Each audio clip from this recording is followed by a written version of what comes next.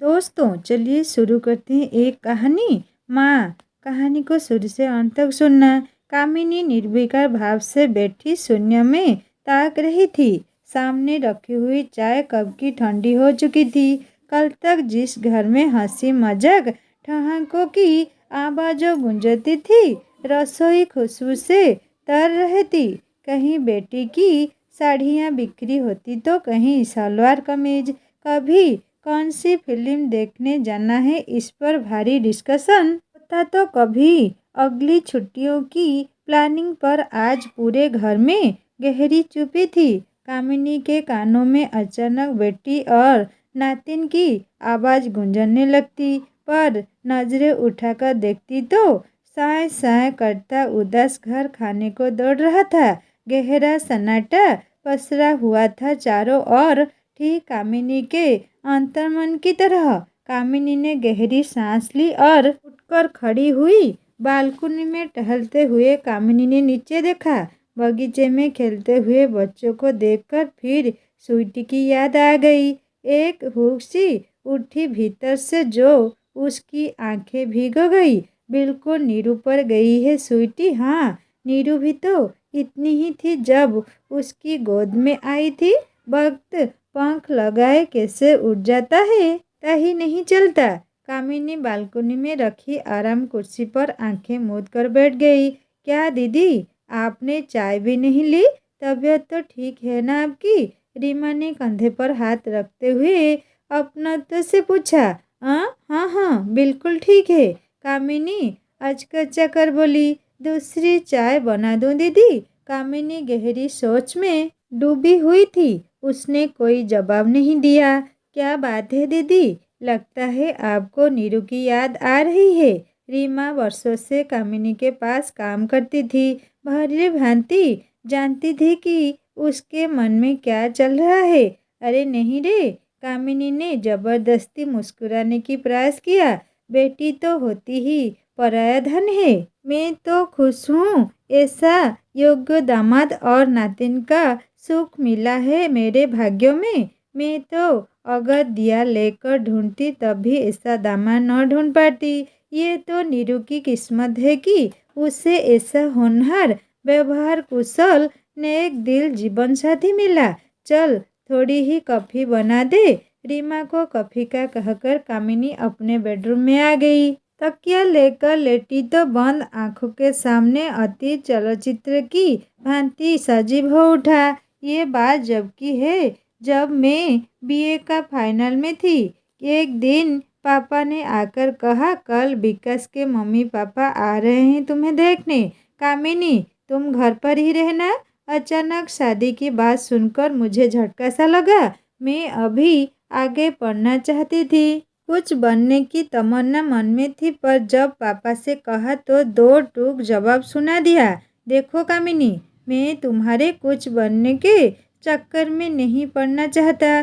फिर तुम्हारे पीछे छोटी भी तो है।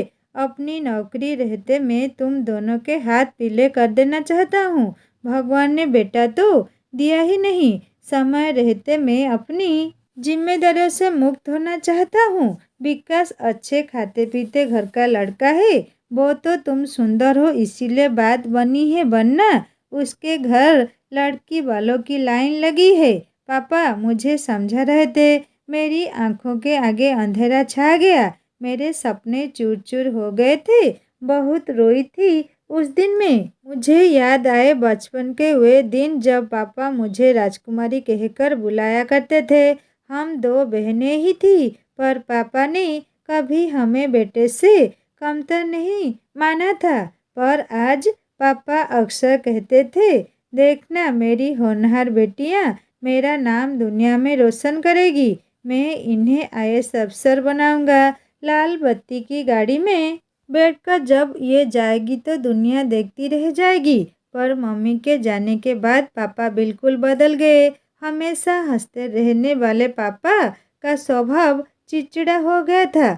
उन्हें अपनी जिम्मेदारियों से निवृत्त होने की भी बहुत जल्दी थी। उन्हें लगता कहीं मेरी भी असमय मौत हो गई तो शायद ये भय उनके डिप्रेशन का कारण बन गया और लील गया हमारे तमाम सपनों को।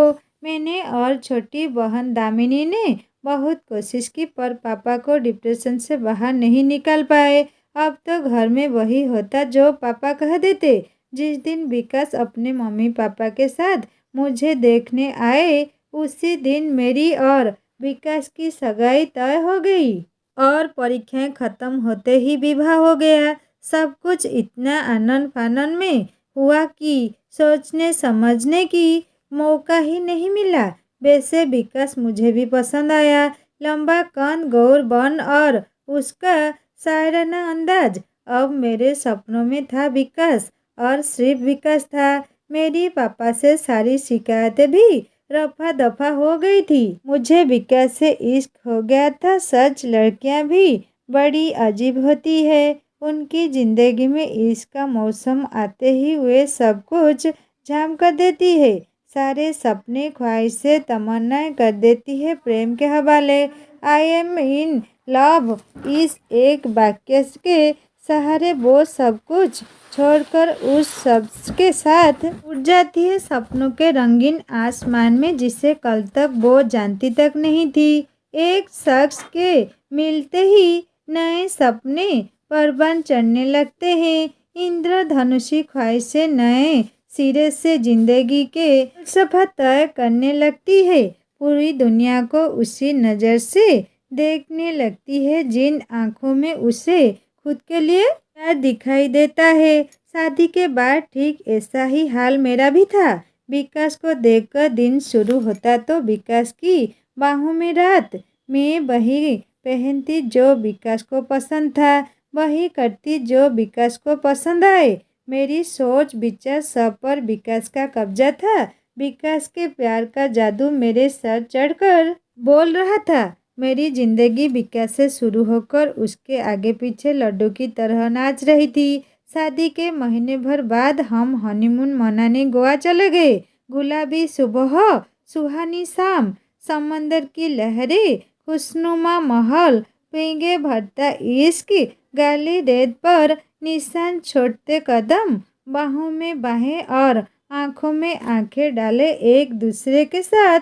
लेकिन इन सब के बीच कुछ ऐसा था जो मुझे हलवे के बीच किरकिरी का एहसास करवा रहा था। हनीमून के दौरान मैं समझ गई थी कि विकास को काफ़ी गुस्सा आता है।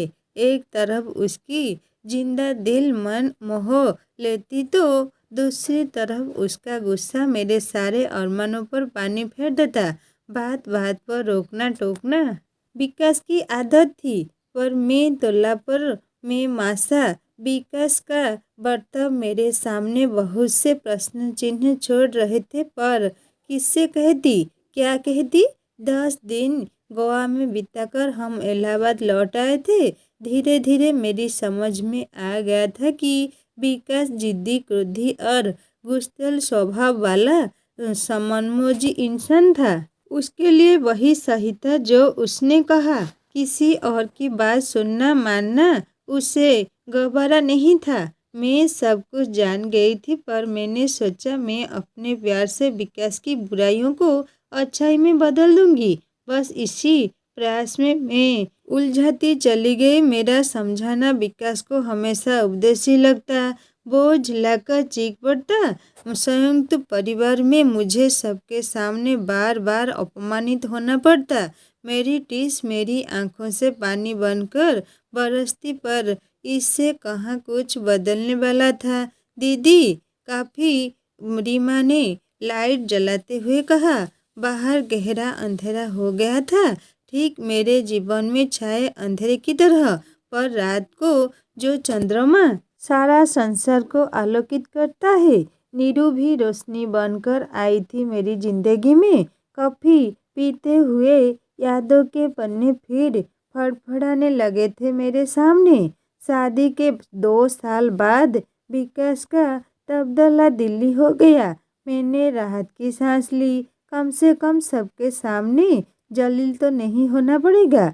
विकास की आदतें यहाँ भी जो कि त्यों बनी हुई थी। हर बात हर चीज़ में मेन मेक निकलना, चिल्लाना, अपनी टांग छोटी से छोटी और बड़ी से बड़ी बात पर ऊपर रखना उसके स्वभाव का हिस्सा थी। मैं लाख कोशिश करती पर विकास किसी परिवर्तन के लिए तैयार नहीं था।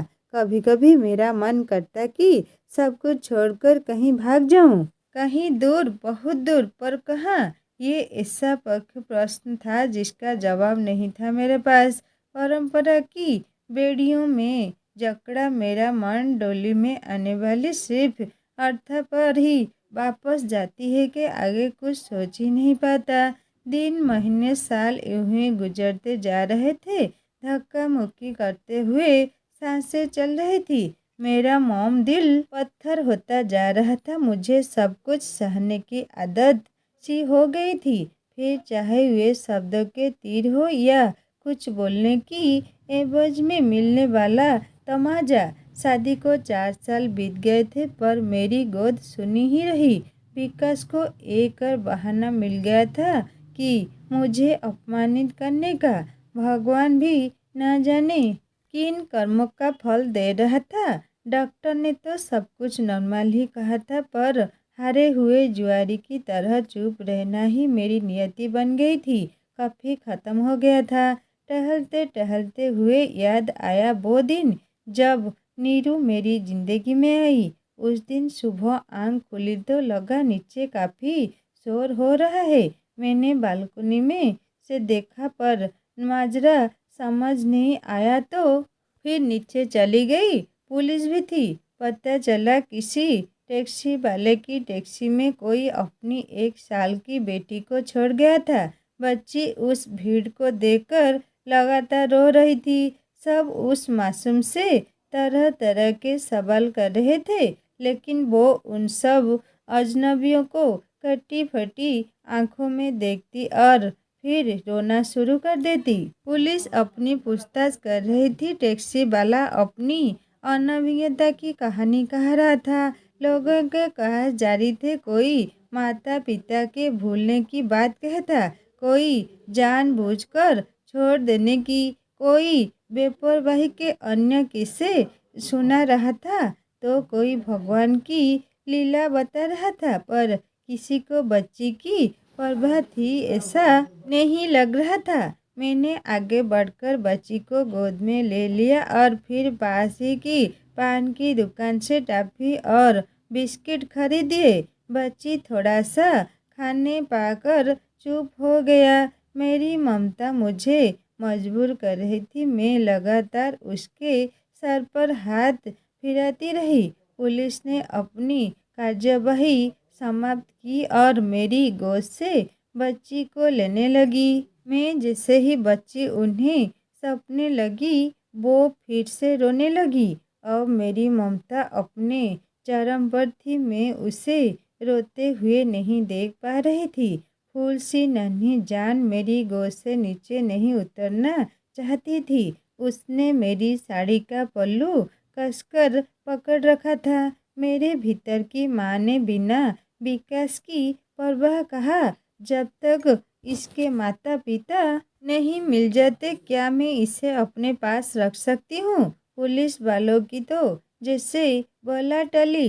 क्यों नहीं, जब इसके माँ बाप मिल जाएंगे हम इसे ले जाएंगे। मेरा नाम पता नोट कर पुलिस ने अपनी राह पकड़ी और मैंने अपनी। मैं बच्ची के सर पर हाथ फिराते उससे बातें करते जब घर के दरवाजे पर पहुंची तो होश में आकर ठिठक गई। विकास दरवाजे पर ही खड़ा था। विकास, मैं बच्ची अपने माता पिता से बिछड़ गई थी। बुरी तरह रो रही थी। तो मैंने किसी तरह थूक निगलते हुए मैंने कहा। विकास पाँव पकड़ते हुए भीतर चला गया। आने वाले तूफान का अंदाज हो चुका था मुझे। पर अब क्या? तीर तो तरकश से निकल चुका था। विकास पता नहीं क्या सलूट करती पुलिस इस मासूम के साथ, इसीलिए इसे अपने साथ ले आई। क्यों, ठीक ही किया ना मैंने? कहते हुए मेरी जुबान लड़खड़ा रही थी। बदन सूखे पत्ते की भांति कांप रहा था। हा, बड़ा पुण्य का काम किया। न जात का पता न धर्म का, पता नहीं किसका पाप है बस ले आई गोदी में उठाकर। घर पर ही पड़ा था मैं पूछने तक की जहमत नहीं उठाई तुमने बहुत चरबा चढ़ाने लगी है आजकल। भून भुनाते हुए विकास ऑफिस चला गया। 4 दिन तक लड़की के माँ बाप कोई पता नहीं चला। विकास रोज मुझसे लड़ता झगड़ता, लड़की को पुलिस के हवाले करने की बात कहता, यही फिर अनाथालय छोड़ने की रट लगाता। पर मुझे अपनी ममता की पुकार के आगे कुछ सुनाई नहीं दे रहा था। विकास की हर बात पर मैंने चुप्पी का ब्रह्मास्त्र रख दिया था। मेरी चुप्पी उसके गुस्से की ज्वाला में घी का काम कर रही थी। एक दिन मैंने हिम्मत करके विकास से पूछा, विकास क्यों न हम इस बच्चों को हम गोद ले लें प्लीज। विकास मना मत करना। बिफर गया था विकास मेरी बात सुनकर। जाने कितनी जली कटी बातें सुनाई थी उसने मुझे और फिर अपना फैसला सुनाते हुए बोला, देखो कामिनी, किसी और के पाप को मैं अपने गले की घंटी हरगिज नहीं बना सकता। मैं 3 दिन के लिए कंपनी के काम से बाहर जा रहा हूँ। जब वापस आऊँ तो ये पाप का लोथड़ा मुझे यहाँ दिखाई नहीं देना चाहिए, वरना ऊपर से नीचे फेंक दूंगा। दौड़ता हुआ विकास चला गया। भीतर तक काम गई थी मैं। अजीब कश्मकश थी। यह एक तरफ जिद्दी झगड़ालू पति था तो दूसरी और थी फूल सी मासूम बच्ची जो अब मुझे मेरे वजूद का हिस्सा लग रही थी। बहुत उलझन भरे थे वे 3 दिन। मैं उस मासूम बच्ची को किसी भी कीमत पर खोना नहीं चाहती थी। मेरी ममता का वेग इतना अधिक था कि मेरी छाती में दूध उतर आया था। न जाने किस भावावेश में मैं उसे दूध पिलाने लगी थी। भगवान ने मेरे लिए अनमोल तोहफा भेजा था। मेरी मन्नतें, प्रार्थनाएं, व्रत, उपवास सब पूरे हो गए थे। फिर भला कैसे छोड़ दूं डूबती नवा की इस पतवार को। क्या पति नामक चीज इतना महत्वपूर्ण है जिंदगी में कि उसके बिना जिया नहीं जा सकता? क्या उसके लिए मैं अपनी ममता का गला घोट दूं?